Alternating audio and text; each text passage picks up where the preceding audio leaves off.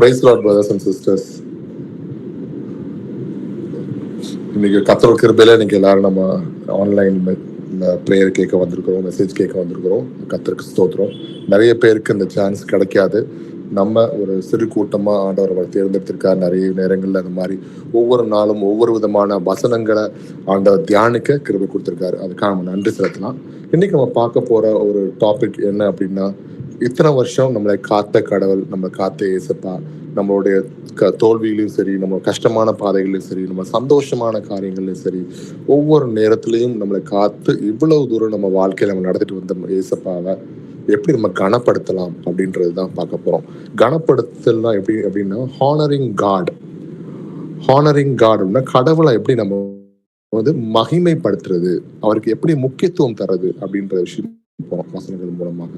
முதல்ல கடவுளை கனப்படுத்துறதுனா என்ன அப்படின்றத தெரிஞ்சுக்கலாம். மகிமைப்படுத்துறதுனா என்னன்னு, அது என்ன அப்படின்னா, ஒரு வாழ்க்கையில ஒவ்வொரு அம்சத்திலையும் ஒவ்வொரு நேரங்களிலும் ஒவ்வொரு வித்தியாசங்களையும் கடவுளுக்கு அவர் என்ன தகுதி இருக்கு, அவருக்கு அவரோட மகத்துவம் என்ன, அவரோட அழகு என்ன, அவரோட பராக்கிரமம் என்ன, அவரோட வல்லமை என்ன அப்படின்னு அறிந்து அதை நம்ம புரிந்து கொண்டு அப்பேற்பட்ட கடவுளை நம்ம துதிக்கிறோம் அப்படின்றதுக்கு நம்ம காமிக்கிற ஒரு விஷயம், அவரை சந்தோஷப்படுத்துற மாதிரி மகிமைப்படுத்துற மாதிரி ஒரு விஷயத்த தான் பேசிட்டு இருக்கோம் அந்த இடத்துல.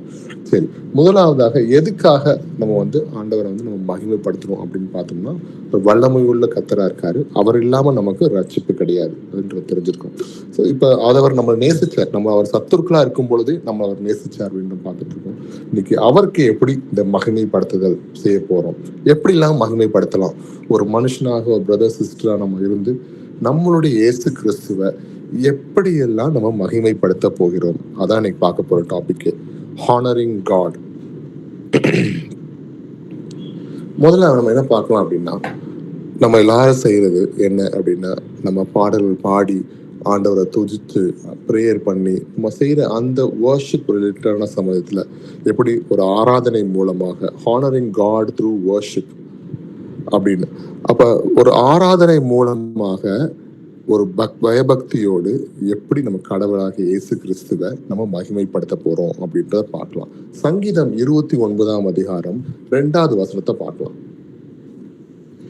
கர்த்தருடைய நாமத்திற்குரிய மகிமையை அவருக்கு செலுத்துங்கள், பரிசுத்த அலங்காரத்துடனே கர்த்தரை தொழுது கொள்ளுங்கள். ஆமென். கர்த்தருடைய நாமத்துக்குரிய மகிமை அவருக்கு செலுத்துங்கள். அவரோட கர்த்தருடைய நாமம் நமக்கு எல்லாருக்கும் தெரியும், அவர் மகிமை அவருக்கு செலுத்துங்க. நம்ம பிதாவாகிய தேவன் இயேசு கிறிஸ்துவா வந்தார், அவருக்கு பேர் என்ன, இயேசு கிறிஸ்து. இன்னைக்கு அதை நம்ம அறிந்து என்ன பண்ணணுமா, அவர் நாமத்துக்கு மகிமை செலுத்தணும். இது அறியாம நிறைய பேர் ஒரு ட்ரினிட்டின்ற கான்செப்ட்ல இருந்து மகிமை செலுத்தலாம் முடியாது. கர்த்தருடைய நாமத்துக்குரிய மகிமை அப்படின்னா அதை தேவனுக்குரிய மகிமையை தான் இயேசுப்பா கொடுக்குறோம். ஏன்னா தேவன் ஆவியா இருந்தாரு, இன்னைக்கு இயேசு கிறிஸ்துவா நமக்காக வந்திருக்காரு அப்படின்னா அந்த மகிமை கொடுக்கும், அவருக்கு செலுத்துங்கள் போட்டிருக்காங்க. பரிசுத்த அலங்காரத்துடன் கர்த்தரை தொழுது கொள்ளுங்கள். நமக்குள்ள பரிசுத்த அலங்காரம் அப்படின்றது, இன்னைக்கு நம்ம நல்ல ஸ்டைலா ட்ரெஸ் பண்ணி நீட்டா வரோமே, ஆனா அதை பற்றி அவங்க பேசல. அது உடல் வெளி தோற்றத்துல ஒரு அலங்காரமா இருக்கும். ஆனா பரிசுத்த அலங்காரம்ன்றது மனசாகிய இயேசுப்பா பார்க்கக்கூடிய அந்த மனசை உண்மையோடும் அன்போடும் முழு இதயத்தோடும் எந்த விதமான கலக்கம் இல்லாமல், எந்த விதமான தீமையான எண்ணம் இல்லாமல், யார் மேலேயும் கோபம் இல்லாமல், கசப்பு இல்லாமல் எல்லாத்தையும் விட்டு என் தகப்பனுக்கு முன்னாடி நான் ஒண்ணுமே இல்லப்பா அப்படின்னு சொல்ற மாதிரி நின்று நம்ம ஏசப்பாவை நம்ம மகிமைப்படுத்துறதுக்கு ரெடியா இருக்கணும். இப்படி மகிமைப்படுத்துறது என்னவா இருக்கு, இன்னைக்கு நம்ம வர்ஷிப் மூலமாக, நம்மளுடைய ஆராதனை மூலமா அவரை மகிமைப்படுத்த முடியும் அப்படின்றது வசனத்தின் மூலம் நம்ம பார்க்கிறோம். எபிரேயர் 12ஆம் அதிகாரம் 28வது வசனத்தை வாசிப்போம்.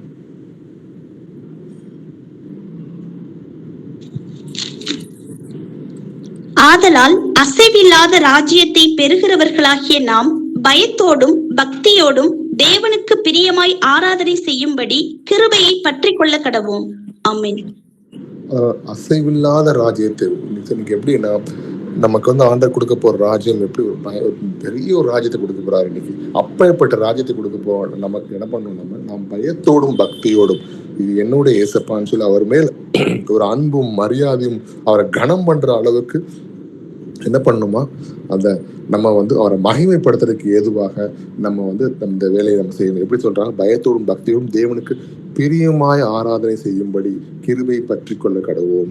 இன்னைக்கு ஆண்டவர் நம்ம கிருபையினால் காத்துக்கொண்டு இருக்கார். இன்னைக்கு அவருக்கு முன்பாக நம்ம என்ன பண்ணணும், நம்ம ஆராதிக்கும் பொழுது அவர் செய்த காரியங்கள் நம்ம நினைச்சு, ஆண்டவரே நாங்கள் ஒன்றுமில்லாத புழுக்கள் போற இருக்க எங்களை ஆண்டவரே உங்களோட ரத்தத்தினால எங்களை கழுவுனீங்களே, அதுக்காக நன்றி அப்படின்னு நம்ம சொல்ல ரெடியா இருக்கணும் இந்த இடத்துல.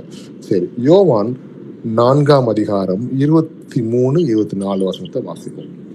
உண்மையாய் கொள்ளுகிறவர்கள் பிதாவை ஆவியோடும் உண்மையோடும் தொழுது கொள்ளும் காலம் வரும், அது இப்பொழுதே வந்திருக்கிறது. தம்மை தொழுது கொள்ளுகிறவர்கள் இப்படிப்பட்டவர்களாய் இருக்கும்படி பிதாவானவர் விரும்புகிறார். தேவன் ஆவியாய் இருக்கிறார். அவரை தொழுது கொள்ளுகிறவர்கள் ஆவியோடும் உண்மையோடும் அவரை தொழுது கொள்ள வேண்டும் என்றார். ஆமென். இன்னைக்கு நம்ம எப்படி தொழுது கொள்ளணுமா, ஆவியோடும் உண்மையோடும் தொழுது கொள்ளணும். எல்லாத்துக்கும் தெரியும், நமக்குள்ள அந்த ஆவியானவர் நம்மளோட இருக்கிறார். நான் சொல்லிய வசனமே ஆவியும் ஜீவனமா இருக்குன்னு சொல்லியிருக்க மாதிரி இன்னைக்கு ஏசப்பா இப்ப எப்படி இருக்காரு, நமக்குள்ள ஆவியானவரா இருக்கிறார். அவர் சொன்ன ஒவ்வொரு வார்த்தைகள் தான் உள்ள இருக்கு நமக்குள்ள. இப்ப இந்த ஆவியில நம்ம நிறைஞ்சு நம்மளோட பிதாவாகிய தேவன் நம்ம கும்பிடணும், இந்த இடத்துல அவரை ஆராதிக்கணும் அப்படின்னு சொல்லி வசனம் சொல்லுது. அப்ப நல்லா கவனிச்சு பாருங்க. இன்னைக்கு வந்து உண்மையோடு நம்ம வந்து ஆண்டவர்கிட்ட வெளித்தோற்றமாக ஆண்டவர் சும்மா கும்பிடுறேன், எல்லாரும் கும்பிடுறாங்க நானும் கும்பிடுறேன், பாடுறாங்க நானும் பாடுறேன், பைபிள் வாசிக்கிறோம் இல்லாதபடி நமக்கும் இயேசு கிறிஸ்துவுக்கும் உள்ள அந்த ரிலேஷன்ஷிப், அந்த உறவை எப்படி இன்னும் அதிகமாக ஸ்ட்ராங் ஆக்கிக்கிறது அப்படின்னு சொல்லி நம்ம யோசிச்சு அது பிரகாரம் நம்ம செய்யும் போது என்ன ஆகும் அப்படின்னா, அது உண்மையான ஒரு ஆராதனையா தேவனுக்கு முன்பாக அது அவரை மகிமைப்படுத்தக்கூடிய ஒரு விஷயமா இருக்கு. ரோமர் 12ஆம் அதிகாரம் 1வது வசனத்தை வாசிக்கலாம். அப்படி இருக்க சகோதரரே, நீங்கள் உங்கள் சரீரங்களை பரிசுத்தமும் தேவனுக்கு பிரியமுமான ஜீவ பலியாக ஒப்பு கொடுக்க வேண்டும் என்று தேவனுடைய இரக்கங்களை முன்னிட்டு உங்களை வேண்டிக் கொள்ளுகிறேன். இதுவே நீங்கள் செய்யத்தக்க புத்தி உள்ள ஆராதனை. ஆமென். அப்ப நம்ம புத்தி உள்ள ஆராதனை நம்ம என்ன செய்யணும் இந்த இடத்துல, அப்படி இருக்க சகோதரரே, நீங்கள் உங்கள் சரீரங்களை பரிசுத்தமும் தேவனுக்கு பிரியமான ஜீவ பலியாக. அப்ப தேவனுக்கு முன்பாக பிரியமுள்ள ஜீவ பலி அப்படின்னாவே ஒரு பரிசுத்தம் உள்ள வருது. பேசிக்கா பரிசுத்தத்தை இன்னும் ஆராய்ஞ்சு நம்ம பார்க்கும்போது என்ன ஆகுதுன்னா, அதுவும் ஆவியின் கனிக்குள்ள வந்து நிற்கும். இன்னைக்கு எனக்குள்ள ஒரு அன்பு இருந்துச்சு அப்படின்னா, அந்த அன்பு எப்படி நிலையான ஒரு அன்பா இருக்கும். நான் யாரையும் பார்த்து பொறாமப்பட மாட்டேன், நான் யாரையும் பற்றி தப்பா பேச மாட்டேன், நான் யாரையும் பற்றி அடுத்தவங்கள்ட்ட போய் கோல் மூட்ட மாட்டேன், நான் கெடுதல் நல்ல எண்ணம் இருக்காது என்கிட்ட உண்மை இருக்கும், இன்னசென்ஸ் இருக்கும். அப்ப என்கிட்ட இதெல்லாம் இருக்கும்போது என்ன ஆகுது, நான் பரிசுத்தமானவனாவே இருக்கிறேன். அப்ப அதே மாதிரி ஒரு சமாதானம், அன்பு, சமாதானம், நீடிய பொறுமை, சாந்தம், இது இச்சையடக்கம் சொல்றது எல்லா விஷயமும் நம்மகிட்ட இருக்கும்போது நம்ம ஆட்டோமேட்டிக்கா அந்த பரிசுத்துக்குள்ளதான் நம்ம இருக்கிறோம். இப்ப நம்ம இதுல ஏதாவது ஒரு விஷயம் கொள்ளும்போது இந்த பரிசுத்திலிருந்து கொலைஞ்சு வெளியே வந்துட்டு இருக்கோம். அப்ப நம்ம கிட்ட பரிசுத்தம் என்ன சொல்றாங்க, தேவனுக்கு பிரியமும் ஜீவ பலியாக ஒப்பு கொடுக்க வேண்டும் என்று தேவனுடைய இரக்கத்தை முன்னிட்டு உங்களை வேண்டிக் கொள்வேன். இதுவே நீங்கள் செய்யத்தக்க புத்தி உள்ள ஆராதனை. அப்ப நம்ம இயேசு கிறிஸ்துக்கு முன்பாக வந்து அவர் ஆண்டவரே நீர் வல்லமை உள்ள பிதா, நீர் வல்லவர், நல்லவர், பெரியவர் சொல்லி அவர் மகத்துவமானவர் சொல்லி அவர் உயர்த்தி நம்ம வைக்கிறோமே, மகிமைப்படுத்தணும். நம்மளுடைய கர்த்தரை மகிமைப்படுத்தணும். ஒரே விஷயம் என்ன பண்ணணும், பரிசுத்தத்தோடு நம்ம இயேசு கிறிஸ்துவிட்ட நம்ம போய் முன்பாக நின்று அவரை துதிக்க நம்ம ரெடியா இருக்கணும் அப்படின்றத வசனத்துல பாக்குறோம். சங்கீதம் 100ஆம் அதிகாரம் 4வது வசனத்தை வாசிக்கலாம். கர்த்தர் அவர் வாசல்களில் துதியோடும் அவர் பிரகாரங்களில் புகழ்ச்சியோடும் பிரவேசித்து அவரை துதித்து அவருடைய நாமத்தை ஸ்தோத்திரியுங்கள். ஆமென்.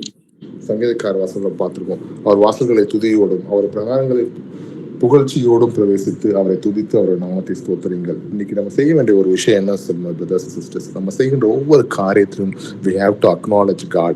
நம்ம இயேசு கிறிஸ்து இன்னைக்கு வந்து பிரதர் நீங்க நல்லா பண்ணீங்க, பிரதர் நீங்க நல்லா பேசுனீங்க, நல்லா பாடினீங்க, சிஸ்டர் நம்ம நல்லா பண்றீங்கன்னு சொல்லி யாரா நம்ம வந்து சொன்னா உடனே செய்ய வேண்டிய விஷயம், இதை கர்த்தர் கொடுத்தது, அவருக்கு நன்றி, கர்த்தருக்கே ஸ்தோத்திரம்னு சொல்லி அவன் புகழவும் நன்றி செலுத்தவும் நிறையா இருக்கலாம்.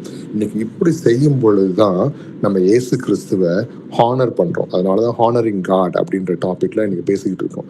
நம்ம இயேசு கிறிஸ்துவ மகிமைப்படுத்த முடியும் இந்த வசனத்தின் மூலமாக. இன்னைக்கு நம்மளுடைய வாழ்க்கையை செய்யறோமா, நிறைய நேரங்கள் நம்மளுடைய புகழ்ச்சியை வந்து நம்ம செஞ்சதாகவே நினைச்சு நம்மளோட ஃப்ளஷ்ல நம்ம எடுத்துக்கிறோம். ஆனா அந்த மாம்சத்துல அதை எடுத்துக்காதபடி நம்மளுடைய ஒவ்வொரு விஷயத்தையும் கர்த்தருடைய கிருபை இல்லாம செய்ய முடியாத நம்ம அறிஞ்சு அவருக்கு அந்த நன்றியை செலுத்தும். அந்த தகுதியும் அவருக்கு உரியது அப்படின்னு சொல்லி அவர்கிட்ட நம்ம கையை காட்டலாம். இன்னைக்கு அவர் மூலமாக தான், அவர் நாமத்துல தான் அந்த வெற்றியை நம்ம எடுத்துக்கிறோம் அப்படின்றத நம்ம ஞாபகம் வச்சுக்கலாம். சரி, அடுத்து சங்கீதம் சாரி சரி, இப்ப இவ்வளவு நேரம் எப்படி தேவனை மகிமைப்படுத்துறது அப்படின்றத பார்த்தோம். இப்ப இங்க ஒரு எக்ஸாம்பிள் பார்க்கலாம். என்ன அப்படின்னா, ஆதியாகமம் 4ஆம் அதிகாரம் 3-5 வசனத்தை வாசிப்போம். 3-5. சில நாள் சென்ற பின்பு காயின் நிலத்தின் கனிகளை கர்த்தருக்கு காணிக்கையாக கொண்டு வந்தான். ஆபேலும் தன் மந்தையின் தலையீற்றுகளிலும் அவைகளில் கொழுமையானவைகளிலும் சிலவற்றை கொண்டு வந்தான். ஆபேலையும் அவன் காணிக்கையையும் கர்த்தர் அங்கீகரித்தார். காயினையும் அவன் காணிக்கையையும் அவர் அங்கீகரிக்கவில்லை. அப்பொழுது காயினுக்கு மிகவும் எரிச்சல் உண்டாகி அவன் முகநாடி வேறுபட்டது. ஆமென். அப்ப நம்ம பழைய ஏற்பாடுல பார்க்கும்போது நம்மளுடைய ஆபேல் காலத்துல அவர் எப்படி தன்னுடைய ஆட்டு தலையை வெட்டி ஆண்டவர் கொடுக்குறாரு, ஆட்டை பலியிடுறாரு அப்படின்றத பார்க்கலாம். அது கர்த்தருக்கு பிரியமான விஷயமா இருந்துச்சு. ஆனா காயினோட விஷயம் அவருக்கு பிரியமான விஷயமா இல்லை.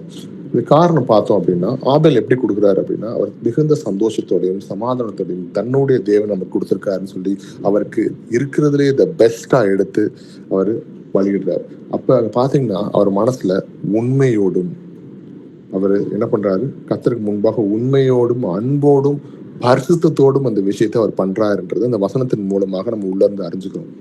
அப்ப நம்ம செய்ய வேண்டிய விஷயம், இப்ப போய் ஒரு கத்திரிக்கா நீங்க ஒரு ஆடை பலியிடுங்கன்னு நான் சொல்ல வரல. ஆனா நம்ம செய்ய வேண்டிய விஷயம் எப்படி அப்படின்னா, ஆட்டை விட பெரிய விஷயம் கர்த்தர் நம்மகிட்ட எதிர்பார்க்கறது என்ன தெரியுமா? நம்மளுடைய இருதயத்தை அவர்கிட்ட கொடுக்கணுன்றது, நம்மளுடைய இருதயத்தை பரிசுத்தமா அவர்கிட்ட கொடுக்கணுன்றது அவர் ஆசைப்படுறாரு. இன்னைக்கு ஆட்டு ரத்தத்து மேல அவர் ஆசைப்படல. இன்னைக்கு மனுஷனுக்காக இயேசு கிறிஸ்து சிந்தின அந்த ரத்தத்துக்கு அவர் கேட்கிற ஒரே விஷயம், பா உனக்கான சிந்தனை அந்த ரத்தம், இந்த ரத்தத்துக்கு நீ என்னப்பா பதில் சொல்ல போறேன்னு நம்மகிட்ட கேட்கிறாரு. இன்னைக்கு நம்ம செய்ய வேண்டிய ஒரே விஷயம், எல்லாத்தையும் விட்டுட்டு பரிசுத்தமாக நம்ம தாழ்த்தி இயேசு கிறிஸ்துக்கு முன்பாக, ஆண்டவரே நீர் இருக்கிற ஐயா, நம்ம விசுவாசிக்கிறேன்னு சொல்லி அவர் மேல் விசுவாசத்தை வச்சு அவர் மேல் சாஞ்சு வாழும் பொழுது என்ன ஆகுது அப்படின்னா, இன்னைக்கு we are honoring our God Jesus. இன்னைக்கு என்ன பண்றோம், நம்ம இயேசு கிறிஸ்துவை மகிமைப்படுத்துறோம் அப்படின்றத நம்ம பார்த்துட்டு இருக்கோம். சரி, அடுத்தது இப்ப இயேசு கிறிஸ்துவ மகிமைப்படுத்துறதுல எப்படி ஒரு ஆராதனை மூலமாக மகிமைப்படுத்தினாங்க அப்படின்றத நம்ம பார்த்துட்டோம். அடுத்தது எப்படி ஹானரிங் காட் த்ரூ ஒபீடியன்ஸ், நம்மளுடைய இயேசு கிறிஸ்துவை மகிமைப்படுத்துறத ஒரு கீழ்ப்படிதல் மூலமாக எப்படி அவரை நம்ம மகிமைப்படுத்துறோம் அப்படின்றத பார்க்கலாம். இன்னைக்கு நம்மளுடைய கடவுளாகிய இயேசு கிறிஸ்துவை ஒரு கீழ்ப்படிதல் மூலமாக எப்படி நம்ம மகிமைப்படுத்துறோம். யோவான் 14ஆம் அதிகாரம் 15வது வசனத்தை வாசிக்கலாம். நீங்கள் என்னிடத்தில் அன்பா இருந்தால் என் கற்பனைகளை கை கொள்ளுங்கள். ஆமென். இந்த வசனம் நம்ம நிறைய தடவை வாசித்திருப்போம், கேட்டிருப்போம். ஆனா ரொம்ப ஸ்ட்ராங் வசனம்.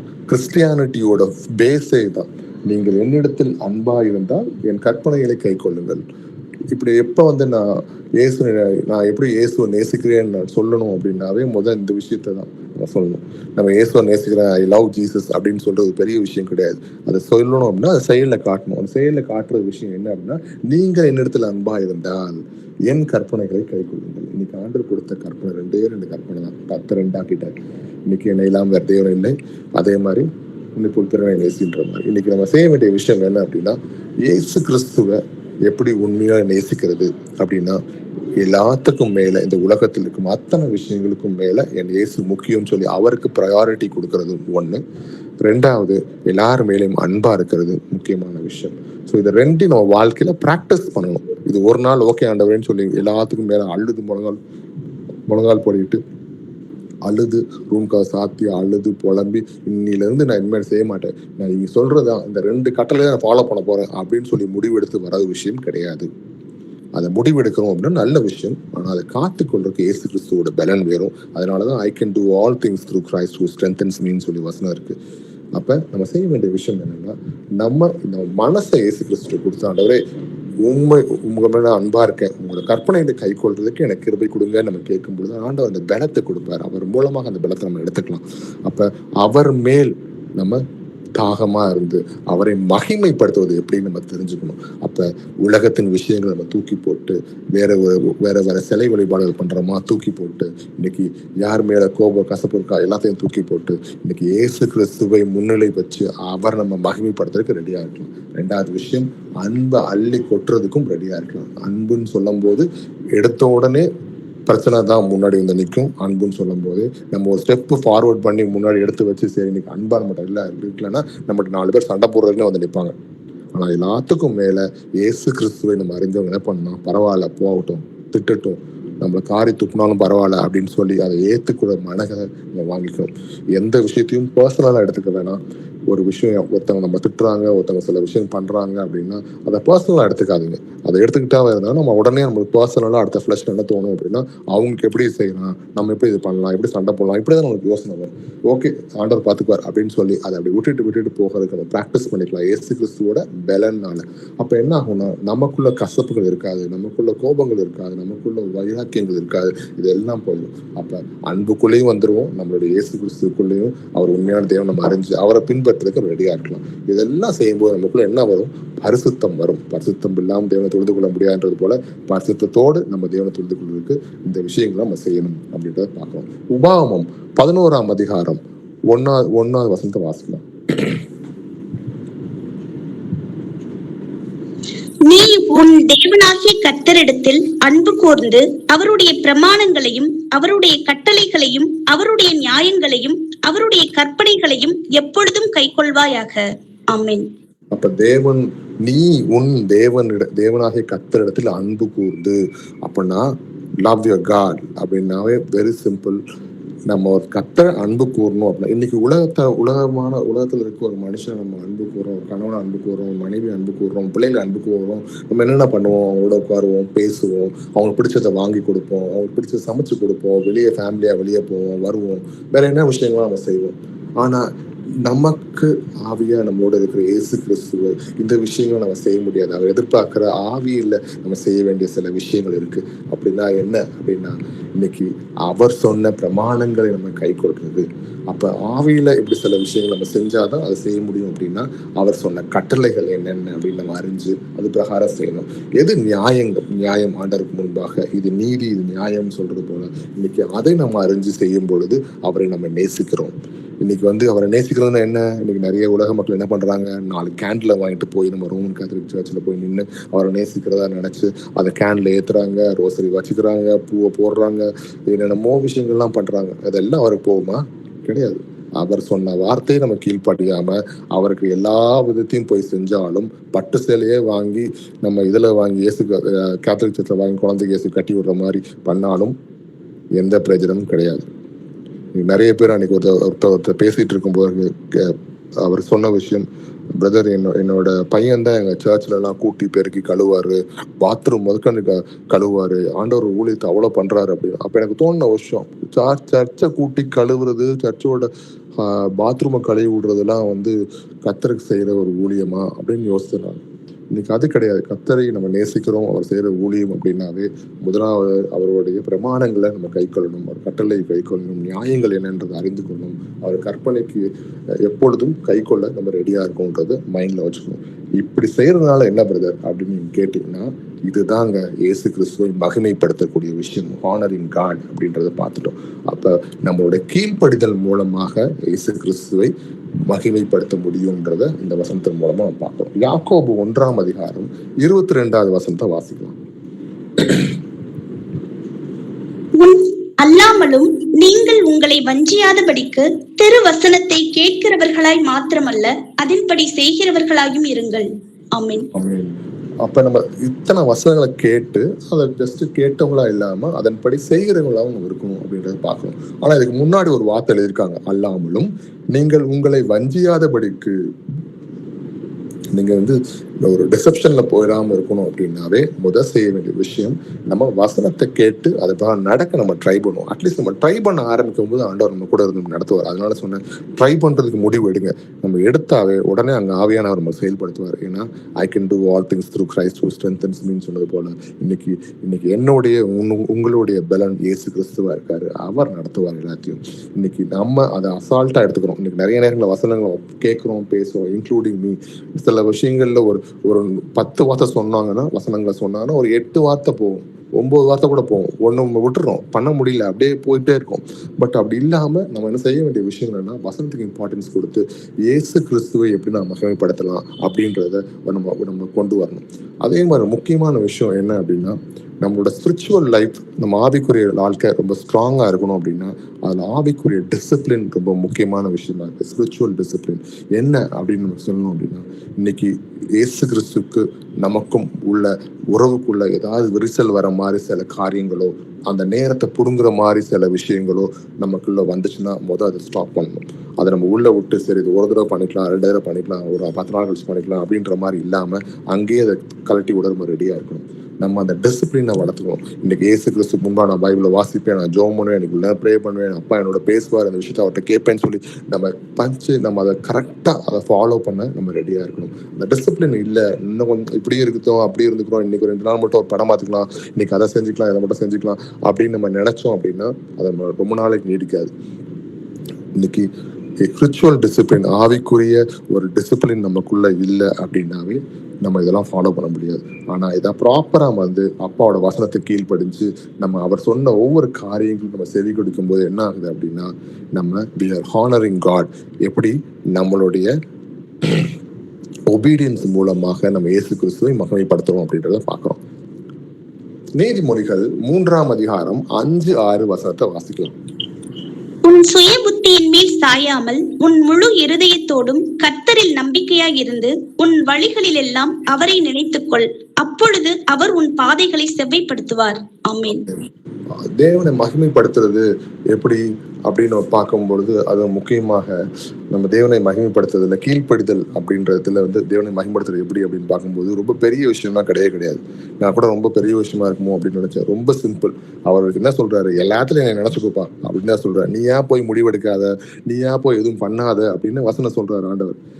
நான் இருக்கேன், நான் எதுக்காக இருக்கேன், நான் உனக்கு எல்லாம் செய்ய ரெடியா இருக்கேன்ப்பா, என்கிட்ட வா, நான் உனக்கு செய்யறேன், உனக்கு கஷ்டப்படுறியா என்கிட்ட கொடுத்துரு அந்த கஷ்டத்தை, உனக்கு பாரமா இருக்கா பரவாயில்ல அந்த பாரத்தை கொடு அப்படின்னு தான் கேட்கிறாரு இயேசுப்பா.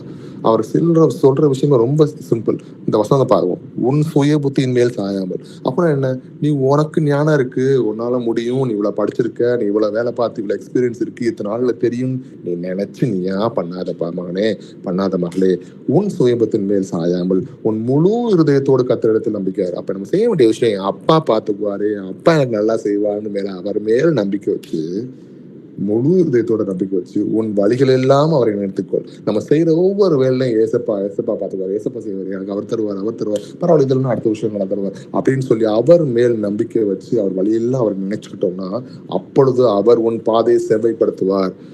நமக்கு சித்தமான விஷயத்தை விட ஆண்டவர் சித்தமான விஷயம் ரொம்ப நல்லது. சமாதானத்தோடு நம்ம நிறைய நேரங்களில் நான் எல்லாம் பார்த்துருக்கேன், ஜெபம் பண்ணி நிறைய விஷயங்களை கேட்டுருவோம். ஆனா சில விஷயங்கள் அவர் சித்தம் இல்லாம ஒரு வேலை வந்துடும். அந்த நேரத்துலலாம் அது எப்படி இதாகும் அப்படின்னு சொல்ல முடியாது. ஆனா நம்ம ஆண்டவர் சித்தத்தின் படி கேட்கும் பொழுது அதுல சமாதானம் நிறைஞ்சிருக்கும், கண்ணீர் கிடையாது, என்னைக்கும் சந்தோஷம் நிரம்பி என்றென்றைக்கும் சமாதானமான விஷயமா இருக்கும். இப்ப நம்ம கேட்கறப்ப எங்களோட ஜெபத்துல எல்லாம் ஆண்டவர் சித்தம் இருந்தா கொடுங்க, சித்தம் இருக்கட்டும் ஆண்டவர், சித்தம் இல்லைன்னா வேணாம்ப்பா அப்படின்னு தான் ஜெபம் பண்றோம். இன்னைக்கு அவர் கிட்ட நம்ம விட்டுட்டோம்னா அவர் நம்மளுடைய பாதையை செவ்வைப்படுத்துவார். எப்படி இந்த வசனத்துக்கு கீழ்ப்படிஞ்சு நம்ம சுயபத்தின் மேல் சாயாம முழு இருதயத்தையும் கர்த்தர் மேல் நம்பிக்கையா இருந்து நம்ம வழிகள் எல்லாம் அவர் நினைச்சுக்கிட்டோம் அப்படின்னா we are honoring our Jesus Christ. நம்ம இயேசு கிறிஸ்துவை மகிமைப்படுத்துறோம். எப்படி, நம்மளுடைய ஒபீடியன்ஸ்னால, நம்மளுடைய கீழ்ப்படிதல்னால அவரை மகிமைப்படுத்துறோம் அப்படின்றத பார்த்துட்டோம். 1 பேதுரு 1ஆம் அதிகாரம் 14-15 பார்ப்போம். நீங்கள் முன்னே உங்கள் அறியாமையினாலே கொண்டிருந்த இச்சைகளின்படி இனி நடவாமல் கீழ்ப்படுகிற பிள்ளைகளாய் இருந்து உங்களை அழைத்தவர் பரிசுத்தராய் இருக்கிறது போல நீங்களும் உங்கள் நடக்கைகள் எல்லாவற்றிலேயும் பரிசுத்தராய் இருங்கள். ஆமென். நீங்கள் முன்னே உங்களை அறியாமையினாலே கொண்டிருந்த இச்சைகளின்படி இனி நடவாமல், நம்ம உண்மையான சத்தியத்தை அறிஞ்சு கொள்றதுக்கு முன்பாக ஒரு ஒரு சாதாரண ஒரு வேற புறஜாதி மக்களா இருக்கலாம், இல்ல கிறிஸ்தவங்களாவே இருந்திருக்கலாம், சத்தியம் ரொம்ப தெரியாத ஒரு ஆளா இருந்திருக்கலாம். அப்ப நமக்குள்ள நிறைய விஷயங்கள் இருந்திருக்கும், உலக பிரகாரமான பேச்சுகள் பேசிக்கிட்டு இருந்திருப்போம். அதெல்லாம் இருந்தாலும் அந்த இச்சைகளின்படி நம்ம நடவாமல் அதெல்லாம் ஒதுக்கி வச்சுட்டு என்ன பண்ணுமா, கீழ்ப்படுகிற பிள்ளைகளா இருந்து, யாருக்கு? நம்மளுடைய இயேசு கிறிஸ்துவுக்கு கீழ்ப்படுகிற பிள்ளைகளா இருந்து, நம்ம கீழ்ப்படியும் பொழுதே நம்ம இயேசு கிறிஸ்துவின் பிள்ளைகளா ஆகிட்டு இருக்கோம். இந்த இடத்துல உங்களை அழைத்தவர் பரிசுத்தமா இருக்கிறது போல நம்ம அழைச்சவர் இயேசு கிறிஸ்து பரிசுத்தமானவர். அடிக்கடி நம்ம சொல்ற மாதிரி ஒரு மனுஷனோட ரத்தம் தேவைப்பட்டுச்சு எப்ப? நம்மளுடைய பாவத்தை போக்குறதுக்கு. அது யாரோட ரத்தம்? பரிசுத்தமானவரோட ரத்தம். அந்த பரிசுத்தமான ஒரு மனுஷன் கூட இல்லாதனாலதான் பிதாவாகிய தேவன் ஆவியா இருந்தவர் இயேசு கிறிஸ்துவாக மனுஷனாக வந்து அந்த ரத்தத்தை கொடுக்கிறார். அதனாலதான் உங்களை அழைத்தவர் பரிசுத்தமா இருக்கிறார். நம்மளை அழைத்தவர் பரிசுத்தமா இருக்கிறது போல நீங்கள் உங்கள் நடக்கையில் எல்லாவற்றிலும் பரிசுத்தராயிருங்கள். அப்ப நம்ம நடக்கை, நம்மளுடைய சிந்தை, நம்மளுடைய பார்வை, நம்மளுடைய ஒவ்வொரு விஷயத்திலும் பரிசுத்தமா இருக்கும். சிஸ்டர்ஸ், இன்னைக்கு அடிக்கடி நான் பேசுறது என்ன அப்படின்னா, நம்ம ஒரு விஷயத்த பார்க்குறோம், ரோட்ல போறோம், ஒரு ஒரு பாவமான சிந்தை நமக்குள்ள வருது, அதை பார்க்குறோம், பாவமான செயல் நடக்கிற விஷயத்த நம்ம பார்க்குறோம். நம்மளோட சிந்தை பார்க்கும் பொழுது நம்ம மைண்ட்ல சொல்லும், நீ எதற்காக அழைக்கப்பட்டிருக்க அப்படின்னு. நம்ம எதற்காக அழைக்கப்பட்டிருக்கோம், எதற்காக தெரிந்து கொள்ளப்பட்டிருக்கோன்றத நினைச்சாவே நம்மளோட சிந்தை மாறிடும். இன்னைக்கு நம்ம ரோட்ல போகும்போது தப்பான விஷயத்த நம்ம பார்க்குறோம் அப்படின்னாவே நமக்குள்ள மனசு சொல்லும், ஐசக் இந்த மாதிரி ஏசப்பா அவனை எதுக்காக அழைச்சாரு, அவர் எதற்காக உன்னை வந்து தெரிந்து கொண்டிருக்காரு, உன் வாழ்க்கையில எதற்காக அவர் உன்னை அழைச்சு வந்திருக்காரு அப்படின்னு அவர் சொன்னாவே, ஐயோ நான் பார்க்குற விஷயம் தப்பா இருக்கு, இது ஆண்டவர் பிரியமில்லாத விஷயமா இருக்குன்னு சொல்லி என் பார்வை மாறும். அப்ப நம்ம அழைப்பு என்னன்றதை அறிஞ்சுக்கிட்டாவே நம்ம சிந்த தன்னை போல மாறும். சிஸ்டர்ஸ், நம்ம தெரிஞ்சுக்க வேண்டிய முக்கியமான விஷயம் இன்னைக்கு நீங்க நானு நம்மளோட அழைப்பு என்ன இயேசு கிறிஸ்துவுக்குள்ள. நம்ம அழைப்பு எப்பேற்பட்ட அழைப்பு, யாரால அழைக்கப்பட்டது பட்டிருக்கு, எப்பேற்பட்ட விலை கொடுத்து அழைக்கப்பட்டிருக்கோம் அப்படின்னு நம்ம நினைச்சாவே நம்மளோட சிந்தை மாறிடும். நம்ம தவறான விஷயங்களை பார்க்க மாட்டோம், தவறான விஷயங்களை சிந்திக்க மாட்டோம், தவறான விஷயத்துக்கு போக மாட்டோம், தவறான விஷயத்துக்கு பேச மாட்டோம். இன்னைக்கு நம்ம சிந்தை மாறணும் அப்படின்னா நம்மளோட பார்வை மாறணும் அப்படின்றதுக்கு முக்கியமான விஷயமா இருக்கு இந்த இடத்துல. அப்ப இப்படி செய்யறது மூலமா என்ன ஆகுது, என்னோட இயேசு கிறிஸ்துவை நான் மகிமைப்படுத்துறேன் அவருக்கு கீழ்ப்படிதல் மூலமாக அப்படின்றத பார்க்கணும். சங்கீதம் 119 அதிகாரம் 34வது வசனத்தை வாசிக்கலாம்.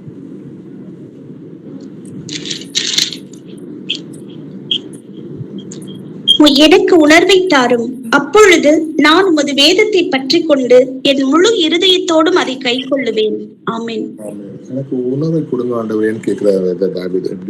எப்படி ஏன் அப்படின்னா, எந்த நேரத்திலும் ஆண்டவரே உம்முடைய வசனத்தை விட்டோ உமக்கு கீழ்ப்படியாம நான் போயிடக்கூடாது அப்படின்னு சொல்லி எனக்கு உணர்வை தாரும், அப்பொழுது உமது வேதத்தை பற்றி கொண்டு, நீங்க சொன்ன வசனத்தை நான் பற்றி கொண்டு என் முழு இருதயத்தோட அதை கை கொள்வேன் அப்படின்னு சொல்றாரு.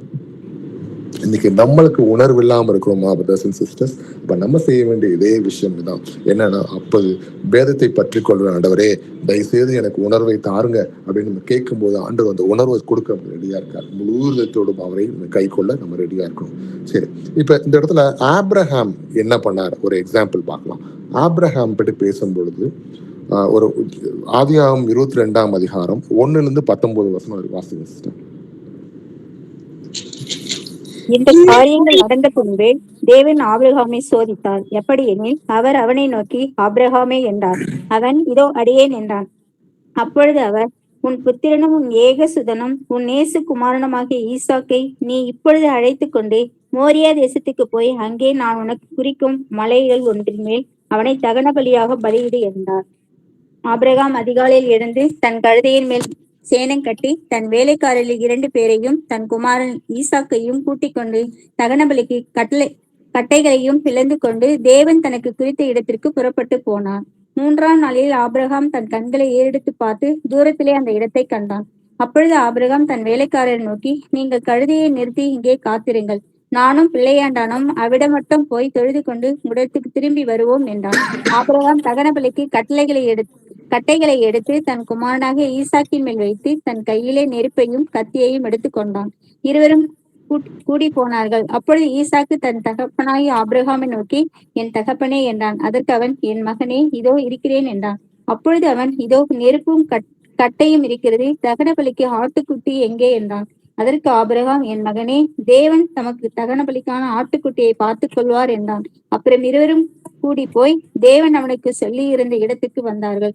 அங்கே ஆபிரகாம் ஒரு பலிபீடத்தை உண்டாக்கி கட்டைகளை அடுக்கி தன் குமாரனாகிய ஈசாக்கை கட்டி அந்த பலிபீடத்தில் அடுக்கிய கட்டைகளின் மேல் அவனை கிடத்தினான். பின்பு ஆபிரகாம் தன் குமாரனை வெட்டும்படிக்கு தன் கையை நீட்டி கத்தியை எடுத்தான். அப்பொழுது கர்த்தருடைய தூதனானவர் வானத்திலிருந்து, ஆபிரகாமே, ஆபிரகாமே என்று கூப்பிட்டார்.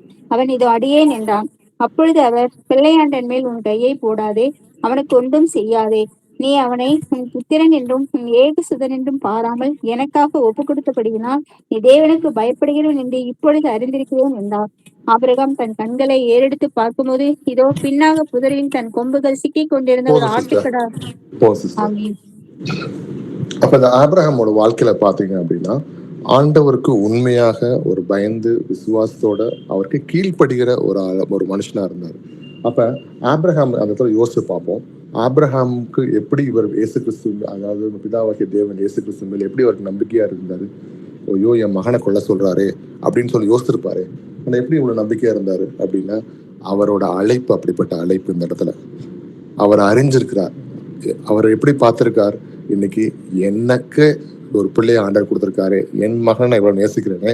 அப்ப என் பிதாவாகிய தேவன் என்னையும் என் மகனையும் எப்படி நேசிப்பாரு அப்படின்னு அவர் அறிந்திருக்கிறார். அப்போ ஒண்ணு தெரிஞ்சுக்கணும் பிரதர்ஸ் அண்ட் சிஸ்டர்ஸ், நம்ம கும்பிடுற தேவன் என்னன்னு சொல்லி யாருன்றது நம்ம அறிஞ்சுக்கணும்.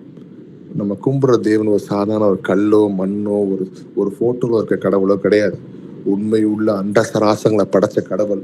நான் ஏற்கனவே சொன்ன மாதிரி வானம் என் சிங்காசனம், பூமி என் கால்படி அப்படின்னா, வானம் அவருக்கு சிங்காசனம்னா ஒரு அவ்வளோ பெரிய வானத்துல ஒரு சிங்காசனத்தை போட்டு உட்காந்து பூமிக்கு வந்து உருண்டை ஒரு பந்து ஒரு காலடி மாதிரி இருந்துச்சுன்னா, அவர் எந்திரிச்சு நின்னா எவ்வளவு பெரிய ஆளா இருப்பாரு. கை வீசி நடந்தா எவ்வளவு பெரிய ஆளா இருப்பாரு. அவர் ஒவ்வொரு இடத்துல நடந்து போயிட்டு வந்தான்னா அப்ப எவ்வளவு பெரிய இடங்களா இருக்கும் அந்த இடம். அத்தனையும் படைச்ச தேவன் அப்ப எவ்வளவு மகிமை உள்ளவரா இருப்பார்.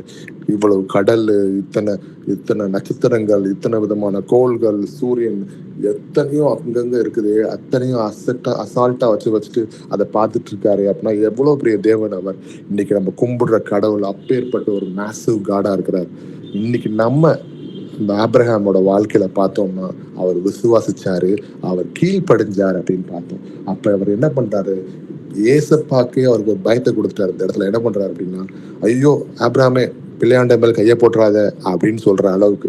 அப்ப யோசிங்க, எவ்வளோ ஒரு மனுஷன் அவர் கடவுள் மேல நம்பிக்கை வச்சு அவர் தன்னவே ஆண்டவர் என்னை பார்த்துக்குவாருன்னு சொல்லி விசுவாசத்தோட அவர் செஞ்சார் அப்படின்னா ஒரு மிகப்பெரிய விஷயம் இல்ல. அதான் விசுவாசத்தின் தந்தையா அவர் இருக்கார்.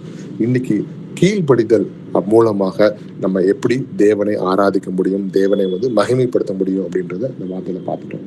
அடுத்தது, honouring God through our words. நம்மளுடைய தேவனாக இயேசு கிறிஸ்துவ வார்த்தையினால் எப்படி அவரை மகிமைப்படுத்துறது அப்படின்றத பார்க்கலாம். எபேசியர் 4 அதிகாரம் 29வது வசனத்தை வாசிக்கலாம். கெட்ட வார்த்தை ஒன்றும் உங்கள் வாயிலிருந்து புறப்பட வேண்டாம். பக்தி விருத்திக்கு ஏதுவான நல்ல வார்த்தை உண்டானால் அதையே கேட்கிறவர்களுக்கு பிரயோஜனம் உண்டாகும்படி பேசுங்கள். ஆமென். கெட்ட வார்த்தை ஒன்றும் உங்கள் வாயிலிருந்து புறப்பட வேண்டாம். எனக்கு தெரிஞ்சு பிரதர்ஸ் அண்ட் சிஸ்டர்ஸ், அட்லீஸ்ட் நம்ம இப்ப இந்த கெட்ட வார்த்தைகள் எல்லாம் பேசாம கொஞ்சம் கடவுளுக்குள்ள ரிஃபைன்ட் ஆயிருக்கும் அப்படின்றத நம்புறேன் நான். ஆனாலும் இன்னும் சில வார்த்தைகள் கெட்ட வார்த்தைகளாவே இருக்கு. எப்படி அப்படின்னா, அடுத்தவங்களை திட்டுறதா இருக்கட்டும், கெட்ட வார்த்தை யூஸ் பண்ணாம அவங்கள ஹார்ஷா வேதனைப்படுத்துற மாதிரி திட்டுறதா இருக்கலாம். இல்லைன்னா வந்து நம்மளுடைய ஆக்ஷன்ஸ்லயே அவங்கள ரொம்ப ஒரு முரட்டத்தனமா சில விஷயத்த பண்றது, அவங்கள பிரியமில்லாம அடுத்தவங்களை நேசிக்காம ஒரு அன்பு இல்லாம பண்றது கூட இந்த லிஸ்ட்ல சேர்க்கக்கூடிய. இன்னைக்கு பக்தி விருத்திக்கு ஏதுவான நல்ல வார்த்தை உண்டானால் அதை கேட்கிறவனுக்கு பிரயோஜனம் உண்டாகும்படி பேசுங்கள். அப்ப ஒருத்தவங்களை கடவுள் கிறிஸ்துவுக்குள் அவங்கள மோட்டிவேட் பண்ணி, ஒரு வளர்ற சகோதர சகோதரி இருந்தாங்கன்னா அவங்களை மோட்டிவேட் பண்ணி கிறிஸ்துவுக்குள் கொண்டு வர்றதுக்கு ஒரு நல்ல வார்த்தையை நம்ம பண்ணி கொண்டு வரலாம். அதே வந்து இல்லை இவங்க திருந்த மாட்டாங்க, இவங்கெல்லாம் வரமாட்டாங்க, இவங்க வேஸ்ட் அப்படின்னு சொல்லி நம்ம வந்து முடிவெடுக்கிறதுக்கு நமக்கு எந்த அதிகாரமும் இல்லை. ஏன் அப்படின்னா, ஆண்டவர் எப்பேற்பட்ட ஆளும் எந்த நேரத்திலும் உள்ள கொண்டு வரும்.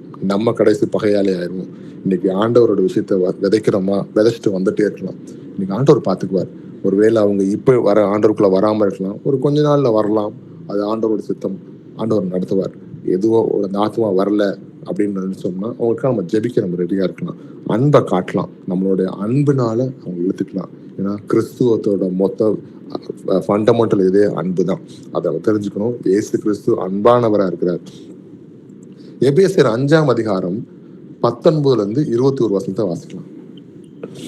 சங்கீதங்களினாலும் கீர்த்தனைகளினாலும் ஞான பாட்டுகளினாலும் ஒருவருக்கொருவர் புத்தி சொல்லிக் கொண்டு உங்கள் இருதயத்தில் கர்த்தரை பாடி கீர்த்தனம் பண்ணி நம்முடைய கர்த்தராகிய இயேசு கிறிஸ்துவின் நாமத்தினாலே எப்பொழுதும் எல்லாவற்றிற்காகவும் பிதாவாகிய தேவனை ஸ்தோத்திரித்து தெய்வ பயத்தோட ஒருவருக்கொருவர் கீழ்ப்படிந்திருங்கள். ஆமென். அப்ப நம்மளுடைய வார்த்தையினால நம்மளுடைய தேவனாகிய கர்த்தராக இயேசு கிறிஸ்துவ என்ன பண்றோம், இங்கே மகிமைப்படுத்துறோம். அப்ப இந்த வார்த்தை அப்படின்னும் போது அந்த வார்த்தையை நிறைய சொன்ன மாதிரி ஹாஷான வார்த்தையா இருக்கணும், கெட்ட வார்த்தைகளா இல்லாம இயேசு கிறிஸ்துவுக்குள் நம்ம அன்பு காட்டக்கூடிய ஒரு வார்த்தைகளா இருக்கணும். அப்ப அதே நேரத்துல நம்ம அந்த வார்த்தைகள்னால எப்படி ஆனர் பண்றது அப்படின்றது அடுத்த வருஷத்தை பார்க்கும்போது சங்கீதத்தினாலும் கீர்த்தனையினாலும் 1 minute 26 வச்சு பாடுங்க.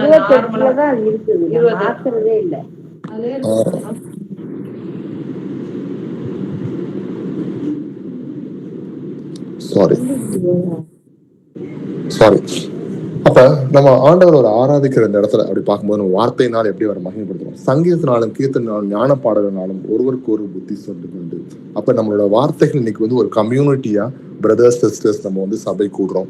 இன்னைக்கு நம்மளோட கம்யூனிட்டி எப்படி இருக்கணும் அப்படின்னா நம்ம ஆண்டவர் துதிக்கிறதுல நல்ல சங்கீதங்களோ கீர்த்தனைகளோ ஞான பாடல்களை பாடி என்ன பண்றோம், ஒருவருக்கொரு புத்தி சொல்லி கொண்டு உங்க இருதயத்தில் கர்த்தரை பாடி கீர்த்தனம் பண்ணி அப்படின்னு வசனம் இருக்கு. அப்ப நம்ம ஆண்டவருக்குள்ள ஒரு சந்தோஷம் சமாதானம் நிறைஞ்ச வார்த்தைகளை பேசி ஒருத்தர் மோட்டிவேட் பண்ண ரெடியா இருக்கணும். நம்முடைய கர்த்தராக இயேசு கிறிஸ்துவின் நாமத்திலே எப்பொழுதும் எல்லாவற்றிற்காகவும் பிதாவாகிய தேவனை ஸ்தோத்தரித்து அப்படின்னா எல்லா விஷயத்துக்கும் ஸ்தோத்திரத்தை சொல்லிக்கிட்டே இருக்கலாம். ஏசப்பா ஆண்டவரே நன்றி சுவாமி, இப்படி ஒரு நல்ல ஃபெலோஷிப் கொடுத்தீங்க, அதுக்காக நன்றி.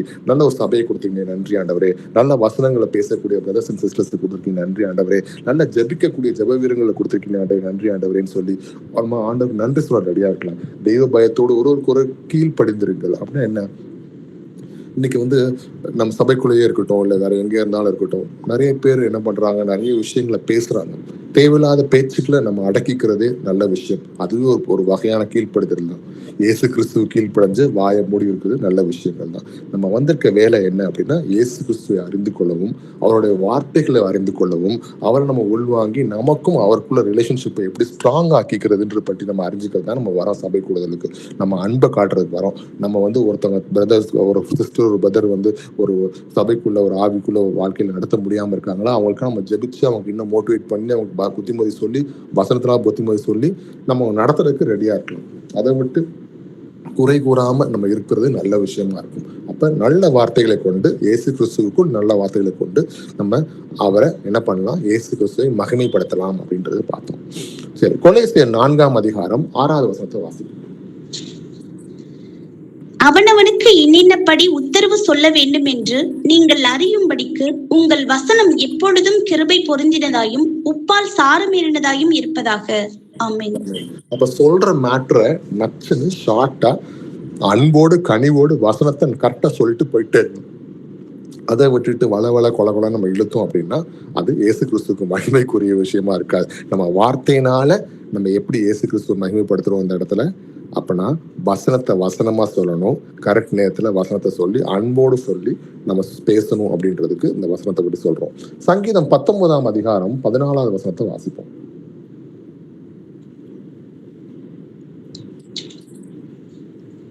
என் கண்மலையும் என் மீட்பருமாகிய கர்த்தாவே, என் வாயின் வார்த்தைகளும் என் இருதயத்தின் தியானமும் உமது சமூகத்தில் பிரீதியாயிருப்பதாக.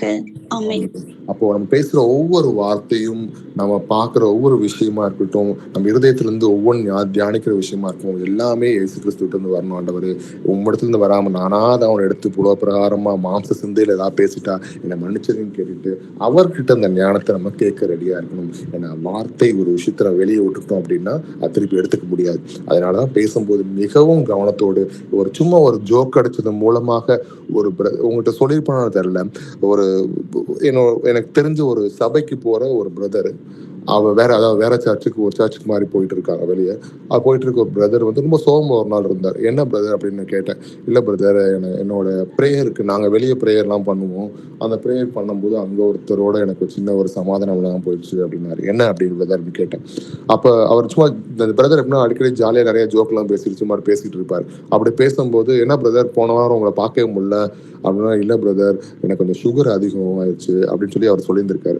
அதுக்கு இவர் சும்மா இல்லாமல், அப்படியா நல்ல வேலைங்க, ரொம்ப சுகர்னு சொல்லி உங்க எறும்பு குட்டிக்கிட்டு போய் வெளியே போடாமல் போயிடுச்சு அப்படின்னு சும்மா ஜோக்கா சொல்லியிருக்காரு. அந்த வார்த்தை அவர் ரொம்ப ஹர்ட் ஆகிருக்கு. 2 வாரமா அவர் வரவே இல்லை. அப்புறம் என்னன்றது தெரிஞ்சுக்கிட்டு இவர் கொஞ்சம் வருத்தமாச்சு. ஐயோ, நான் சும்மா ஜோக்கா சொன்னேன், அந்த பிரதர் தப்பா நினைச்சுக்கிட்டாரு அப்படின்னு. இன்னைக்கு அதான் பிரதர்ஸ் அண்ட் சிஸ்டர்ஸ், நம்ம என்ன பேசணும் அப்படின்றத நல்லா யோசிச்சு பேசுவோம். கர்த்தருக்குள்ள நம்ம வந்து கிறிஸ்துவை தரித்தவர்களா இருக்கிறோம். இன்னைக்கு வந்து நம்மளோட வார்த்தை அவருக்குள்ள ஒரு அன்பும் சாரமுள்ளதா உப்பு போட்ட மாதிரி ஒரு சாரமுள்ள விஷயமா இருக்கணும்.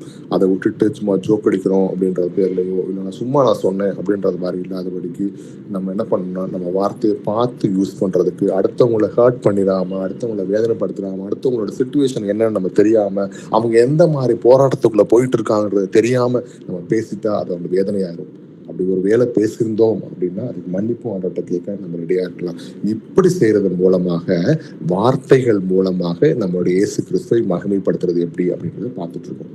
சரி, யாக்கோபு 3ஆம் அதிகாரம் 9-10 வசனத்தை வாசிப்போம். அதனாலே நாம் பிதாவாகிய தேவனை துதிக்கிறோம், தேவனுடைய சாயலின்படி உண்டாக்கப்பட்ட மனுஷரை அதனாலேயே சபிக்கிறோம். துதித்தலும் சபித்தலும் ஒரே வாயில் இருந்து புறப்படுகிறது. என் சகோதரரே, இப்படி இருக்கலாகாது. ஆமென். நல்ல மரம் நல்ல கனியை கொடுக்கும், கெட்ட மரம் கெட்ட கனியை கொடுக்கும். அதே மாதிரிதான் இன்னைக்கு நம்மளுடைய வாழ்க்கையில வந்து நம்ம நாவை பத்திரமா பார்த்துக்கணும், தேவையில்லாத வார்த்தைகளை பேசாதபடிக்கு. ஏன்னா இன்னைக்கு நமக்கு எல்லா அதிகாரமும் ஆண்டவர் நமக்கு கொடுத்துருக்கிறார். அப்படின்னும் போது ஒரு ஆளை சபிக்கிறதையோ அதே நாவல ஆண்டவர் துதிக்கிறதையோ வச்சுக்க கூடாதபடி நம்ம எல்லாத்தையும் அன்போடையும் ஆசீர்வாதத்தோடையும் நம்ம பேசுறதுக்கு நம்ம ரெடியா இருக்கலாம். அதற்காக சுகர் கோட்டட் வேர்ட்ஸா பேசுங்கன்னு நான் சொல்லலை.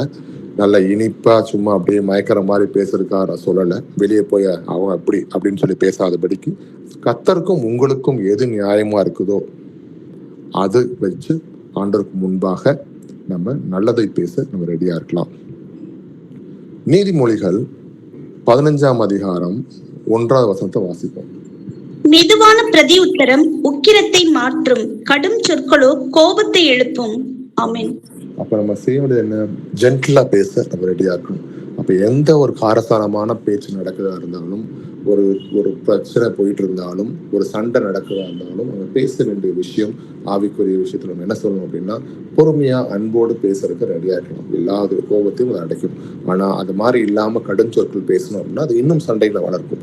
இது வந்து நம்ம உலக பிரகாரமாவே நம்மளுக்கு நிறைய சொல்லி கொடுத்துருக்காங்க. நீ கர்த்தர் விஷயத்துல நம்ம சொல்லியிருக்காரு, ரொம்ப அருமையா வசனமாவே நம்ம கொடுத்துருக்காரு.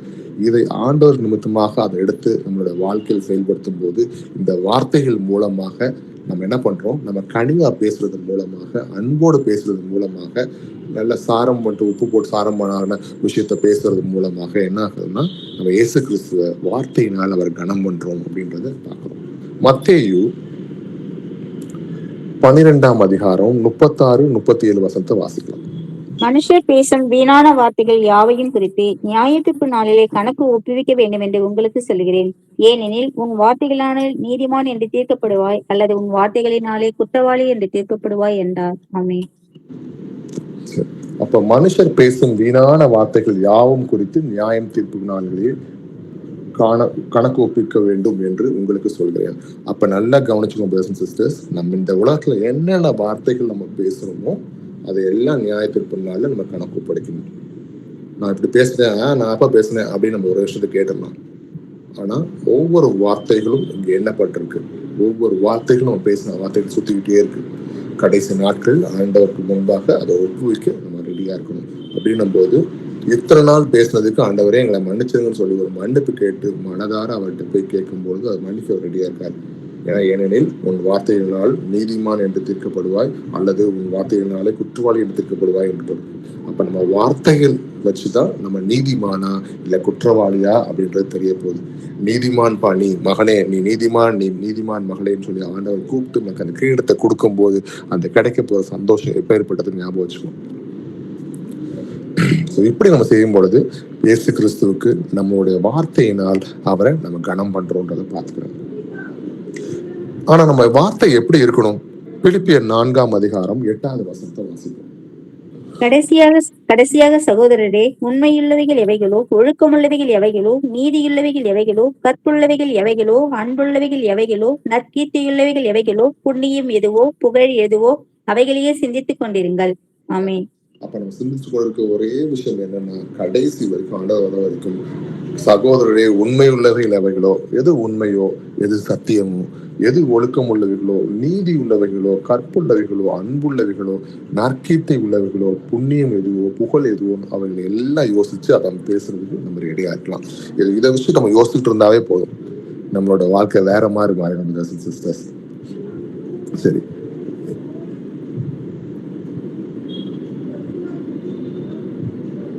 சரி, இவ்வளவு நேரம் நம்ம ஹானரிங் காட் எப்படி தேவனை மகிமைப்படுத்துறது அப்படின்னு பார்த்தோம். வார்த்தைனால, துதியினால, செயல்னால. இப்ப நம்ம பார்க்க போறது முக்கியமான விஷயம் என்னன்னா, நம்மளோட நடவடிக்கையினால, நம்மளோட செயல்னால எப்படி ஆண்டவரை மகிமைப்படுத்த போறோம் அப்படின்றத பார்க்கலாம். மத்தேயு 5ஆம் அதிகாரம் 16வது வசனத்தை வாசிப்போம். இவ்விதமாய் மனுஷர் உங்கள் நற்கிரியைகளை கண்டு பரலோகத்தில் இருக்கிற உங்கள் பிதாவை மகிமைப்படுத்தும்படி உங்கள் வெளிச்சம் அவர்கள் முன்பாக பிரகாசிக்க கடவது. ஆமென். அப்ப நம்மளுடைய ஆக்ஷன்ஸ், நம்ம செய்கிற ஒவ்வொரு செயல்பாட்டையும் இந்த உலகம் உத்து கவனிச்சுக்கிட்டு இருக்காங்க. அப்ப எப்படி இவன் கிறிஸ்தவன்றான, இவன் கிறிஸ்தவ பொண்ணுன்னு சொல்றாங்க, பேசுறதெல்லாம் கெட்ட வார்த்தை, ரோட்ல வந்தா சண்டை போடுறாங்க, எல்லாத்துலயும் மூஞ்சி சுளிக்கிறாங்க, கோவப்படுறாங்க. கிறிஸ்தவர்களுக்கு வர வர கோபங்கள் இப்ப அதிகமாயிருச்சு. ஏன்னா இன்னைக்கு அவ்வளவு கோபத்தை நம்ம கிறிஸ்தவர்கள்ட்ட தான் பார்க்கலாம். பெருமை, கோபம், பயங்கரமான வார்த்தைகள், இப்படி செஞ்சு நான் அப்படி செய்வேன் அப்படின்ற மாதிரி. இன்னைக்கு இந்த மாதிரி விஷயங்களை நம்ம காமிக்கும் பொழுது என்ன ஆகுன்னா, நம்ம ஏசப்பாவுக்கு அசிங்கத்தை கொண்டு வரோம், நம்ம ஏசப்பாவை துக்கப்படுத்துறோம், நம்ம ஏசப்பாவை அழ வைக்கிறோம். இன்னைக்கு நம்ம ஏசப்பாவை மகிமைப்படுத்தணும், ஏசப்பாவை சந்தோஷப்படுத்தணும், ஏசப்பாவை உயர்த்தணும், அவரை கனப்படுத்தணும் அப்படின்னு நினைச்சோம்னா இந்த மாதிரிலாம் செய்யாம இயேசு கிறிஸ்துவுக்கு முன்பாக என்ன பண்ணணும் அப்படின்னா, பரலோகத்தின் இருக்கிறவங்க பிதாவை மகிமைப்படுத்தும் வழியாக நம்ம செய்ய வேண்டிய காரியங்களை நம்ம செய்யணும். அப்போ ஒவ்வொன்றும் சத்தியத்துக்கு ஏற்பட்ட ஒரு ஆக்ஷனை நம்மளோட நடவடிக்கை இருக்கணும் அப்படின்றத வசனத்தின் மூலமா பார்க்கணும்.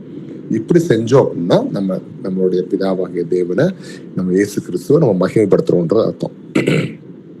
கொலேசியர் 3ஆம் அதிகாரம் 17வது வசனத்தை வாசிப்போம். வார்த்தையினாலாவது கிரியையினாலாவது நீங்கள் எதை செய்தாலும் அதையெல்லாம் கர்த்தராகிய இயேசு கிறிஸ்துவின் நாமத்தினாலே செய்து அவர் முன்னிலையாக பிதாவாகிய தேவனை ஸ்தோத்திரியுங்கள். ஆமென். வார்த்தையினாலாவது கிரியையினாலாவது, அப்ப நம்ம பேசுற வார்த்தையா இருக்கலாம், கிரியையினால கிரியையில் இருக்க ஆக்ஷன்ல இருக்கலாம், நீங்க எதை செய்தாலும் அதை எல்லாம் கர்த்தராகிய இயேசு கிறிஸ்து நாமத்தின் முன்னிலை, அவர் முன்னிலை பிதாவை எதையில சொல்றீங்க. அப்போ whatever you do it for the glory of God சொன்னது போல இன்னைக்கு அதான் நான் அடிக்கடி சொல்றேன். இன்னைக்கு நம்ம எல்லா விஷயத்தையும் ஆண்டவர் நம்ம செய்யறதுக்கு நம்மளுக்கு கொடுத்துருக்காரு, நமக்கு பேலன் கொடுத்துருக்காரு, நமக்கு தேவையான எல்லாத்தையும் கொடுத்துருக்காரு. நமக்கு இது அதெல்லாம் கிடையாது. நல்ல நேரம் பார்க்கறது, கெட்ட நேரம் பார்க்கறது, இல்லை இந்த நேரத்துலாம் பார்க்கணும், பஞ்சாங்கம் பார்க்கறது, இது அந்த வீடு பார்ப்பாங்க, வாஸ்து சாஸ்து, இதெல்லாம் ஒண்ணுமே கிடையாது. நமக்கு எந்த வித கண்ட்ரோலும் கிடையாது. உங்களுக்கு ஆண்டவர் சொல்லியிருக்காரா வெள்ளிக்கிழமை கறி தின்னணும், செவ்வாய்க்கிழமை தின்னக்கூடாதுன்னு சொல்லியிருக்காரா? கிடையாது. நீங்க நினைச்ச நேரம் தின்னு அதெல்லாம் கண்டிக்கவே மாட்டார். அவர் கேட்கறதே கிடையாது. எல்லாம் செய், ஆனா whatever you do it for the glory of God. நீ எதை செஞ்சாலும் இயேசு கிறிஸ்துவுக்கு மகிமை வருமா அப்படின்னு பார்த்து செய் அப்படின்னு இருக்காரு. இன்னைக்கு நம்ம செய்ய வேண்டிய விஷயத்த ரொம்ப தெளிவா நம்ம செஞ்சாகணும். ஏன்னா நம்மள உலகம் பார்க்குது, இயேசு கிறிஸ்துவுக்கு நம்ம சாட்சி கொடுத்துக்கிட்டு இருக்கோம் அப்படின்னும் போது நம்ம செய்த சாட்சியின் மூலமாக இன்னொரு சாட்சி உள்ள வரும், ஆத்மா உள்ள வரும். அப்படின்னா நம்ம எப்பவும் கேர்ஃபுல்லா, ஐயோ நான் பண்ற ஒரு விஷயம், நான் இந்த இடத்துல கத்திட்டேன்னா, கோவப்பட்டேன்னா, திட்டேன்னா இந்த கிறிஸ்துவை ஏத்துக்குவாங்களா, நம்ம கூட வேலை பார்க்கற இயேசு கிறிஸ்துவ ஏத்துக்குவாங்களா, நம்ம வீட்டுல இருக்கவங்க இயேசு கிறிஸ்துவ ஏத்துக்குவாங்களா அப்படின்னு யோசிச்சோம் அப்படின்னா நம்மளோட செயல் மாறும். நம்ம அழைப்பு என்ன அப்படின்னு தெரிஞ்சுக்கிட்டோம்னா நம்ம சிந்தை மாறும். நம்ம அழைப்பு என்னன்னு தெரிஞ்சுக்கிட்டோம்னா நம்ம செயல் மாறும். நம்ம அழைப்பு என்னன்னு தெரிஞ்சுக்கிட்டோம்னா நம்மளுடைய பார்வை மாறும். அப்ப இப்படி செய்யறது மூலமாக, இந்த ஆக்ஷன்ஸ் செய்யறது மூலமா we are honoring God அப்படின்றத பார்த்துட்டோம். 1 கொரிந்தியர் 10ஆம் அதிகாரம் 31வது வசனம் வாசிக்கலாம். ஆகையால் நீங்கள் புசித்தாலும் குடித்தாலும் எதை செய்தாலும் எல்லாவற்றையும் தேவனுடைய மகிமைக்கென்று செய்யுங்கள். ஆமென். ஆமென். நீங்க புசிச்சாலும் சரி, குடித்தாலும் சரி, எல்லாம் தேவனுக்கு மகிமையா இருக்கும். நீங்க போய் பார்ல உட்கார்ந்து குடிக்க முடியாதா? குடிக்கலாம். ஆனா குடிச்சா இயேசு கிறிஸ்துவுக்கு மகிமை வருமா? கண்டிப்பா வராது. அப்ப நம்ம செய்யக்கூடாது. அது தவறான விஷயம்ன்றது நமக்கு அறிஞ்சிருக்கணும். இன்னைக்கு நம்ம என்ன பண்றோம்? இன்னைக்கு நம்ம வந்து ஒரு கறி சாப்பிடுறோம் அப்படின்னு ஆசை, நமக்கு நல்லா கறி சாப்பிட்டு இருக்கோம். அதே இடத்துல கறி சாப்பிடாத ஒரு ஆள் வந்து நிக்கிறான் அப்படின்னா, ஒரு வேற ஒரு புறஜாதி மக்களா இருந்தாரா, அவருக்கு அது கஷ்டப்படுறாரு அப்படின்னா, அவர் மேல வச்சிருக்க ஒரு அன்புனாலையும் நம்ம என்ன பண்ணலாம், நம்ம சாப்பிடாம இருக்கலாம், தப்பு கிடையாது அவருக்காக அந்த நேரத்துல. அதுக்கப்புறம் போய் வீட்டுல போய் சாப்பிடுங்க, யாரு வேணான்னு சொன்னா. இது எதற்காக நான் சொல்றேன்னா, இது ஒரு எக்ஸாம்பிள் தான். நம்ம அந்த இடத்துல அன்பை காட்டுறோம். நீ சாப்பிட மாட்டியா, நான் சாப்பிடுவேன்னு சொல்லி நம்ம சாப்பிட்றதுனால என்ன ஆகும்னா, அவருக்கு கொஞ்சம் கஷ்டப்படுவாரு, இல்லைன்னா ரொம்ப இதாக நினைப்பாங்க, ஐயோ இப்படி பண்றாங்களே அப்படின்னு நினைக்கலாம். அந்த நேரத்தில் என்ன பண்ணுவாங்க, இந்த கிறிஸ்டியன்ஸே இப்படித்தான் அப்படின்னு சொல்லி நம்ம என்ன பண்ணுவோம், பேசுவாங்க. அந்த இடத்துல யார் இழுக்கிறா, நம்ம ஏசு கிறிஸ்துவை அசிங்கப்படுத்துவாங்க. இது தேவையில்லை. அந்த இடத்துல அவர்கிட்ட அன்பா இருக்க மாதிரி, ஓகே ஃபைன் அப்படின்னு சொல்லிட்டு அந்த இடத்துல நம்ம அன்பை காட்டுவோம், கிறிஸ்துவின் அன்பை காட்டுவோம். அதனால அவங்க கேட்பாங்க என்ன ஆச்சுன்னு. இல்லைங்க பரவாயில்ல, இப்படி சொல்லியிருக்கு, கத்திரிக்கன் சொல்லியிருக்காரு, பரவாயில்ல, அது மூலமா சத்தியம் சொல்லலாம். ஒரு ஆப்பர்ச்சுனிட்டி தான். எப்படி அந்த அன்பை காட்டலாம், எப்படிலாம் நம்ம ஏதாவது செஞ்சு இயேசு கிறிஸ்துக்குள்ள ஒரு ஆத்மா எடுத்துட்டு வர முடியாதா அப்படின்னு நம்ம சிந்திக்க நம்ம ரெடியா இருக்கலாம். இப்படி செய்யறது மூலமாக என்ன பண்றோம், we are honoring God by our actions. நம்மளோட செயல் மூலமாக நம்ம இயேசு கிறிஸ்துவை மகிமைப்படுத்த விட்டு பார்க்கணும். யாக்கோபு 2ஆம் அதிகாரம் 14-17 வாசிக்கலாம். என் சகோதரரே, ஒருவன் தனக்கு விசுவாசம் உண்டென்று சொல்லியும் கிரியைகள் இல்லாதவனானால் அவனுக்கு பிரயோஜனம் என்ன? அந்த விசுவாசம் அவனை ரட்சிக்குமா? ஒரு சகோதரனாவது சகோதரியாவது வஸ்திரம் இல்லாமலும் அனுதின ஆகாரம் இல்லாமலும் இருக்கும் போது உங்களில் ஒருவன் அவர்களை நோக்கி, நீங்கள் சகோதரத்தோட போங்கள், குளிர் காய்ந்து பசியாருங்கள் என்று சொல்லியும் சரீரத்துக்கு வேண்டியவைகளை அவர்களுக்கு கொடாவிட்டால் பிரயோஜனம் என்ன? அப்படியே விசுவாசமும் கிரியைகள் இல்லாதிருந்தால் தன்னிலே தானே செத்ததாயிருக்கும். ஆமென். அப்ப நம்மளுடைய விசுவாசமான பேச்சா இருக்கலாம், எல்லாம் இருந்தாலும் அது ஆக்ஷன்ஸ்ல வரும்போது, நம்மளோட செயல்பாட்டுல வரும்போது அது கரெக்டா செய்யணும். அதற்கு முன்பாக வசனம் சொன்னது போல, ஒரு சகோதரனாவது சகோதரியாவது வஸ்திரம் இல்லாமல் அனுதினம் ஆகாரம் இல்லாமல் இருக்கும் பொழுது உங்களில் ஒருவன் அவர்களை நோக்கி, நீங்கள் சமாதானத்தில் போங்கள், குளிர் காய்ந்து பசியார்கள் என்று சொல்லி சரீரத்திற்கு வேண்டியவர்களை அவர்களுக்கு கொடுக்காவிட்டால் பிரயோஜனம் என்ன? இன்னைக்கு அதான் உண்மை. இன்னைக்கு நிறைய பேர் ஆண்டவன் கண்டா ஊற்றுவார், சப்போர்ட் பண்ணுவார், கவலைப்படாதீங்கன்னு சொல்லி நம்ம அனுப்புறோம். ஒருவேளை அவங்களுக்கு ஒரு தேவை இருக்குதா, அவங்க ஒரு கஷ்டத்துல இருக்காங்களான்றதை அறிஞ்சு பர்சனலா அவங்களோட பேசி நம்ம உதவி செய்ய ரெடியா இருக்கிறோமா? முடிஞ்சா செய்வோம். நம்மளால முடிஞ்சிருக்கு, கத்தரை பலன் கொடுத்துருக்கோம், அது நம்ம செய்ய ரெடியா இருக்கலாம். இப்படி நம்ம காரியங்கள்ல ஒரு அன்பு காட்ட அன்பு காட்டி நம்மளோட அன்புனாலையும் நம்மளோட விசுவாசத்தினாலையும் நம்மளோட செய்கையின் மூலமாக இயேசு கிறிஸ்துவை கனப்படுத்துறது எப்படி அப்படின்றத பார்த்துட்டு இருக்கோம். ரோமர் 12ஆம் அதிகாரம் 9-10 வாசிக்கும். உங்கள் அன்பு மாயமற்றதா இருப்பதாக, தீமையை வெறுத்து நன்மையை பற்றி கொண்டிருங்கள். சகோதர சிநேகத்திலே ஒருவர் மேல் ஒருவர் பட்சமாய் இருங்கள். கனம் பண்ணுகிறதிலே ஒருவருக்கொருவர் முந்திக் கொள்ளுங்கள். ஆமென். போலியா ஒரு வேஷம் போடாம உங்கள் அன்பு மாயமற்றதா இருப்பதாக. அப்ப மாயக்காரர்கள் மாதிரி நம்ம ஆக்ட் பண்ணாம உண்மையான அன்பை காட்டுவோம். உண்மையான அன்பை காட்டும் போது என்ன ஆகும்னா, அந்த அன்புக்கு நம்ம எதுவும் எதிர்பார்க்காத ஒரு அன்பா இருக்கும். அந்த அன்புல என்ன ஆகும், யாரா நம்மகிட்ட கோவப்பட்டாலோ, நம்மளை ரொம்ப அசிங்கமா திட்டினாலோ, அதனால நம்மளுக்கு எதுவும் சுருக்குன்னு கோவம்லாம் வராது. ஏன்னா நம்ம காட்டுற உண்மையான அன்பா இருக்குவாங்க. அப்ப நம்ம அன்பு மாயமற்றதாகவும் தீமையை வெறுத்து, எல்லா பாவத்தையும் தீமையை வெறுத்து நன்மையை பற்றி கொண்டிருக்கோம். நம்ம நன்மையான விஷயங்கள் எது, வசனத்தை தேடி அது நன்மையான விஷயங்கள் எதுன்னு சொல்லி அறிந்து கொண்டு சகோதர சிநேகத்திலே ஒருவருக்கு ஒருவர் பட்சபாதமாயிருங்கள். அப்ப என்ன பண்ணணும், சகோதர சேதத்துல ஒருத்தர் நம்ம நேசிக்க ரெடியா இருக்கணும். மட்டும் இல்லாமல் கனம் பண்ணுதல ஒருவருக்கு ஒரு முந்திக் கொள்ளுங்கள். இன்னைக்கு நம்ம நிறைய நேரங்களில் நம்ம கனம் பண்றதுக்கு முந்திக்கொள்ளும். அந்த கணத்தை எனக்கு கொடுக்கல, என்னை வீட்டுக்கு அழைக்கல, எனக்கு ஃபோன் பண்ணி சொல்லலை அப்படின்னு நினைக்கிற நிறைய பேர் நமக்குள்ள இருக்கிறோம். இன்னைக்கு அடுத்தவங்க பரவாயில்ல எனக்கு சொல்லலை, நான் வரேங்க அப்படின்னு சொல்றதுக்கு ரெடியா இருக்கணும். அந்த மனசை உள்ள கொண்டு அதை ஆக்ஷனை வெளியே காட்டணும். அப்பதான் நம்ம இயேசு கிறிஸ்துவை நம்ம செயல்னால கனப்படுத்துறோன்றதை காமிக்க முடியும். கலாத்தியர் 6ஆம் அதிகாரம் 9-10 வாசிப்போம். நன்மை செய்கிறதில் சோர்ந்து போகாமல் இருப்போமாக. நாம் தளர்ந்து போகாதிருந்தால் ஏற்ற காலத்தில் அறுப்போம். ஆகையால் நமக்கு கிடைக்கும் சமயத்திற்கு தக்கதாக யாவருக்கும், விசேஷமாக விசுவாச குடும்பத்தார்களுக்கும் நன்மை செய்ய கடவோம். ஆமென். ரொம்ப அருமையான வசனம்ல, நன்மை செய்கிறது சோர்ந்து போகாம. எப்பவுமே நம்ம சொல்லிட்டே இருக்கணும், பார்த்துட்டே இருக்கணும். நான் அடிக்கடி சொல்லுவேன், ஏதாவது சிக்னல் ஒரு ஆளை பார்த்தோம்னா டக்குன்னு போட்டுருணும். கொஞ்சம் யோசித்தோம் காசு எடுக்கிறதுக்கு, அவ்வளவுதான், திருப்பி அந்த ஆளை பார்க்க முடியாது, போயிடுவாங்க. அந்த கம்ப்ளீட் விஷயமே போயிடும். எப்பயா நிப்பாட்டி போடுறதுக்கு ட்ரை பண்ணணும். நிறைய போட செய்ய முடியாத நேரங்கள் வந்திருக்காங்க. ஆனா இனி ஒரு சான்ஸ் கிடைச்சா அதை நம்ம செய்ய ரெடியா இருக்கலாம். அதே மாதிரி நாம் தளர்ந்து போகாதிருந்தால் ஏற்ற காலத்தில் அறுப்போம். நம்ம நல்லா சொல்லிட்டு இருக்கோம், கண்டிப்பா ஆண்டவர் ஏற்ற காலத்தில் நம்ம அறுக்க கொடுப்பார். ஆகையால் நன்மைக்கு நமக்கு கிடைக்கும் சமயத்திற்காக யாவருக்கும் விசுவாசமாக விசுவாச குடும்பத்தாருக்கு நன்மை செய்ய கடவுள். நம்ம முடிஞ்ச அளவுக்கு எல்லாருக்கும் ஹெல்ப் பண்றதுக்கு ரெடியா இருக்கலாம். இப்படி செய்யறது மூலமா நம்ம அன்பை காட்ட முடியும். அன்பு காட்டுற போது நான் என்ன சொன்னேன், பரிசுத்தம் நம்ம கூட இருக்கும். அப்ப அந்த அன்பும் பரிசுத்தமும் சேர்ந்து செய்யும் போல என்ன ஆகும்னா, நம்ம இயேசு கிறிஸ்துவுக்கு நம்மளுடைய செயல் மூலமாக அவரை மகிமைப்படுத்துறோம் அப்படின்றத நம்ம பார்க்கிறோம். சரி, இப்ப இவ்வளவு நேரம் நம்மளுடைய துதியினாலையும் வார்த்தையினாலையும் செயலினாலையும் நிறைய மகிமைப்படுத்திக்கிட்டு இருந்தோம். இப்ப ஆண்டவரை எப்படி நம்மளுடைய நேரத்தின் நிமித்தமாக அவர் மகிமைப்படுத்துறது? நமக்குன்னு ஒரு டைம் கொடுத்திருக்காரு ஆண்டவர். நமக்கு டெய்லி ஒரு டைம் கொடுக்கல. Free time, working time, sleeping time, eating time, chatting டைம்னு நம்ம டைம் கொடுத்துருக்க மாதிரி நமக்கு நம்மளுடைய நேரத்தை எப்படி இயேசு கிறிஸ்துவுக்கு மகிமைப்படுத்துறோம் அப்படின்றத பார்க்கலாம். எபேசியர் 5ஆம் அதிகாரம் 15-16 வசனத்தை வாசிக்கலாம்.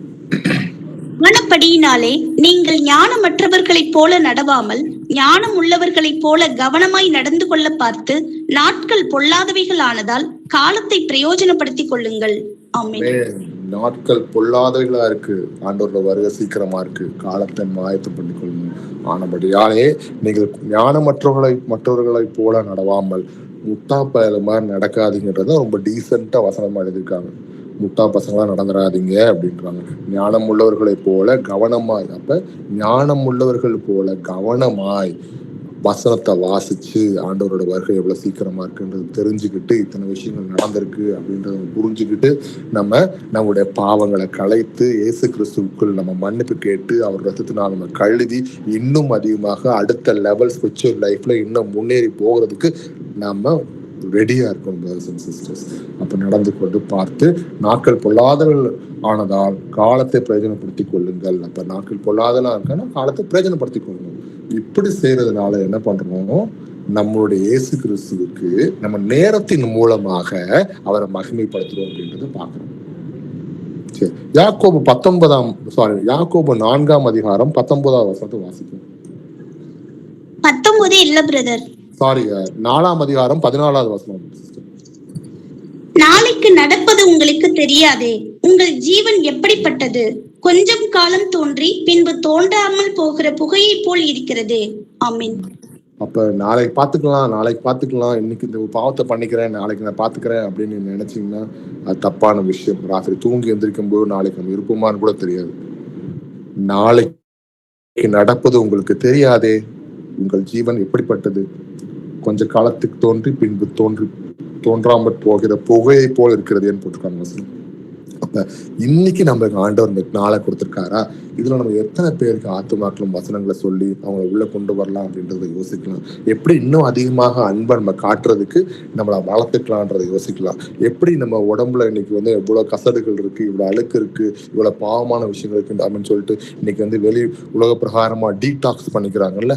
நம்மளோட உடம்புல இவ்வளவு கெட்ட ஆசிட் இருக்கு, இவ்வளவு கெட்ட விஷயங்கள் இருக்குன்னு சொல்லி இந்த மாத்திரை மருந்து அது இது, இந்த லெமன்ல ஹனியை பூத்துறது, ஹனியில மின்ட் இலையை ஊத்துறது, அந்த இதில் போட்டு என்ன பண்றாங்க, டீடாக்ஸ் பண்றாங்க. இன்னைக்கு அந்த மாதிரி ஆவிக்குரிய வாழ்க்கைய இயேசு கிறிஸ்துவுக்குள் டீடாக்ஸ் பண்ண நம்ம ரெடியா இருக்கலாம்.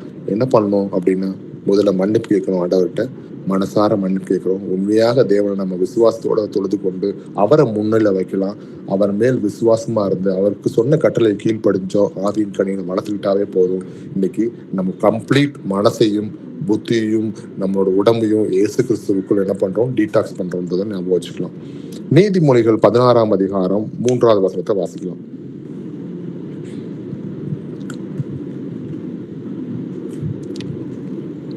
உன் செய்கைகளை கர்த்தருக்கு ஒப்புவி, அப்பொழுது உன் யோசனைகள் உறுதிப்படும்.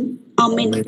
நம்மளோட செயல்களை எல்லாத்தையும் கத்தருக்கு கொடுத்துடணும். அப்ப ஆண்டவர் பார்த்துக்குவார், நடத்துவார், அவர் யோசனைகளை முடிவுபடுத்துவார். இப்படி செய்யறது மூலமாக நம்மளுடைய நேரத்தை என்ன பண்றோம், தேவையில்லாம செலவழிக்காம அந்த பிளானை போடுறோம், எதை போடுறோம்னு சொல்லி யோசிக்காம நம்ம நேரத்தை சுருக்கி இயேசு கிறிஸ்துவை நீங்களே பார்த்துக்கோங்கப்பா அப்படின்னு சொல்லி அவருக்கு ஒப்படைக்கும் போது இந்த நேரத்தின் நிமித்தமாக நம்ம என்ன பண்றோம், இயேசு கிறிஸ்துவை நம்ம நேரத்தை கொண்டு அவர் மகிமைப்படுத்துறோம் அப்படின்றத நம்ம பார்க்கணும். 1 கொரிந்தியர் 15ஆம் அதிகாரம் 58வது வசனத்தை வாசிக்கும். ஆகையால் எனக்கு பிரியமான சகோதரரே, கர்த்தருக்குள் நீங்கள் படுகிற பிரயாசம் விருதாவா இராதென்று அறிந்து நீங்கள் உறுதிப்பட்டவர்களாயும் அசையாதவர்களாயும் கர்த்தருடைய கிரியையிலே எப்பொழுதும் பெருகுகிறவர்களாயும் இருப்பீர்களாக. ஆமென். அப்ப என்ன சொல்றாங்க, நம்மள எந்த நேரத்திலையும் நம்ம காலத்தை வீணாக்காதபடி இயேசு கிறிஸ்துவுக்குள் இன்னும் பரிசுத்தத்துக்குள்ள வளரணும், அவரை அறிந்து கொண்டு இன்னும் அவர் சொன்ன கட்டளை கீழ்ப்படிஞ்சு அன்பை நம்ம பரப்புறதுக்கு, இயேசு கிறிஸ்துவின் அன்பை நம்ம பரப்புறதுக்கு நம்ம ரெடியா இருக்கணும். அதனாலதான் உறுதிப்பட்டவர்களாயும் அசையாதவர்களாயும் கர்த்தருடைய கிரியையிலே எப்பொழுதும் பெறுகிறவர்களாய் இருப்பீர்களாக அப்படின்னு போட்டிருக்காங்க வசனம். இப்படி செய்யறதுனால நம்மளுடைய காலத்தையும் நேரத்தையும் மூலமாக இயேசு கிறிஸ்துவை மகிமைப்படுத்துறோம். சங்கீதம் 90ஆம் அதிகாரம் 12வது வசனத்தை வாசிப்போம்.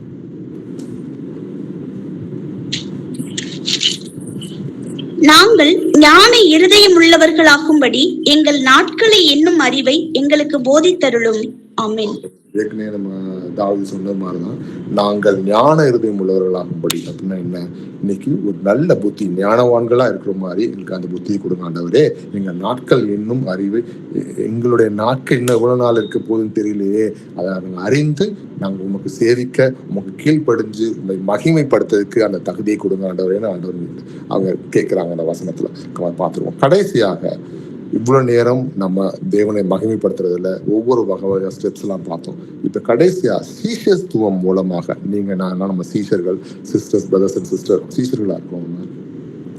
அப்ப சீஷர்கள் மூலமாக எப்படி நம்ம கர்த்தரை மகிமைப்படுத்துறது அப்படின்றத பார்க்கலாம். 1 பேதுரு 4ஆம் அதிகாரம் 10வது வசனத்தை வாசிக்கும். அவனவன் பெற்ற வரத்தின்படியே நீங்கள் தேவனுடைய பற்பல கிருபையுள்ள ஈவுகளை பகிர்ந்து கொடுக்கும் நல்ல உக்கிரானக்காரர் போல ஒருவருக்கொருவர் உதவி செய்யுங்கள். ஆமென். அப்ப நம்ம ஆண்டவர் ஒவ்வொருத்தவங்க ஒரு வரம் கொடுத்திருக்காரு. அப்ப நம்ம அதெல்லாம் வச்சு என்ன பண்ணோம் அப்படின்னா, ஆண்டவரோட வசனத்துல ஞானம் அடைஞ்சு, வசனத்தை போதிச்சு, வசனத்தின் மூலமா ஒவ்வொருத்தவங்க போய் சொல்லி அவங்க கிறிஸ்துவுக்குள் நடத்துறதுக்கு நம்ம ரெடியா இருக்கணும் அப்படின்றதுதான். இது நம்மளுக்கு கொடுத்திருக்க ஒரு வேலை, இயேசுப்பா கொடுத்திருக்க அந்த வேலை. அதை உண்மையா செய்யும் பொழுது நம்ம இயேசு கிறிஸ்துவை மகிமைப்படுத்துறோம். 1 கொரிந்தியர் 4ஆம் அதிகாரம் 2வது வசனத்தை வாசிப்பாங்க.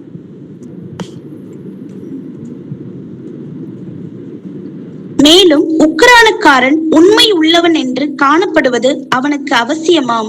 ஆமென். இங்கிலீஷ்ல ஸ்டீவர்ட் அப்படின்னு போட்டிருப்பாங்க.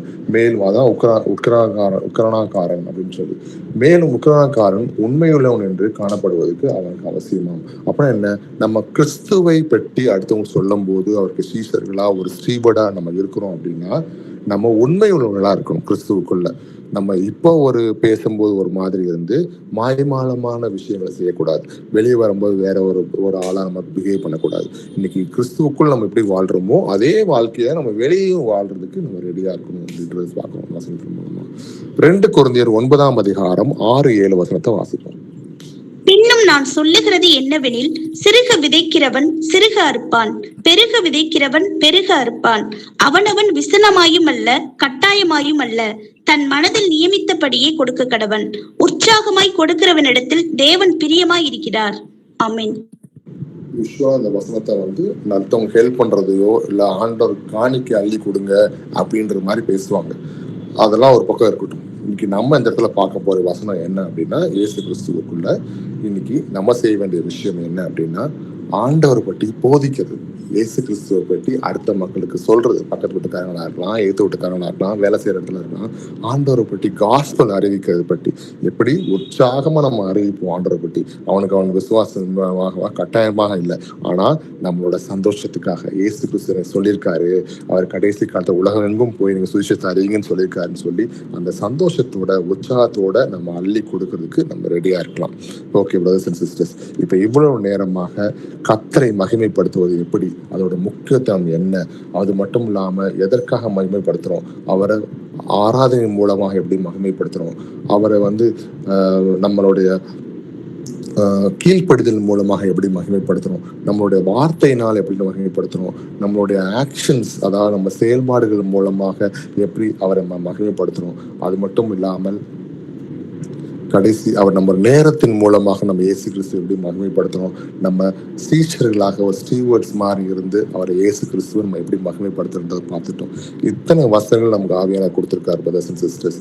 இன்னைக்கு நம்ம செய்ய வேண்டிய ஒரே வேலை நம்ம இயேசு கிறிஸ்துவை மகிமைப்படுத்துறது. இந்த வசனங்கள் நம்ம தியானிச்சு நம்ம இயேசு கிறிஸ்துவை மகிமைப்படுத்துறதுக்கு நம்ம ரெடியா இருக்கலாம். Praise the Lord, brothers and sisters.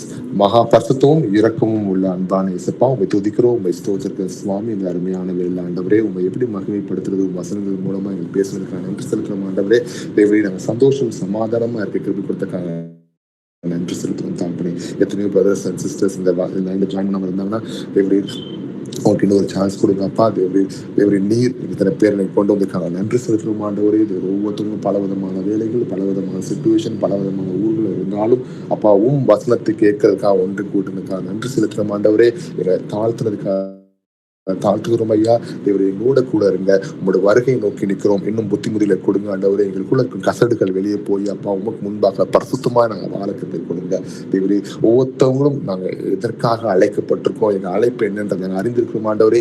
இனி எங்கள் சிந்தை அதன் பிரகாரம் இருக்கும் ஆண்டவரே. நீங்க பாதுகாத்துக் கொள்ளுங்க. தேவர் குடும்பத்தில் எந்த சமாதானம் இல்லாமல் இருந்தாலோ, வியாதிகள் இருந்தாலோ, தேவர் எல்லாம் இயேசு கிறிஸ்து நம்ம விலை போன கட்டளை ஆண்டவரே.